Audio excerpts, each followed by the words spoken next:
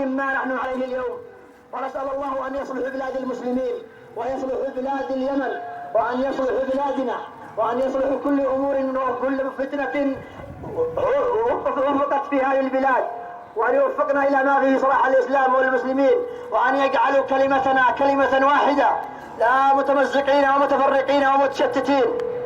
اللهم ردنا إليك ردا جميلا، اللهم ردنا إليك ردا جميلا، لا تجعل فينا شقيا ولا محروما، اللهم لا تجعل فينا شقيا ولا محروما. اللهم من أراد بنا وبلادنا سوءا فاشغله في نفسه، واجعل كيده في نحره، واجعل تدبيره في تدميره وتعطيمه وفقره. اللهم من أراد هلاك المسلمين فاهلك ودمر، ومن أراد صلاح البلاد والعباد اللهم فاصلح ووفقه إلى كل خير. اللهم أنت تعلم ما نعانيه من ظلم ومن فساد ومن شتات ومن ضياع.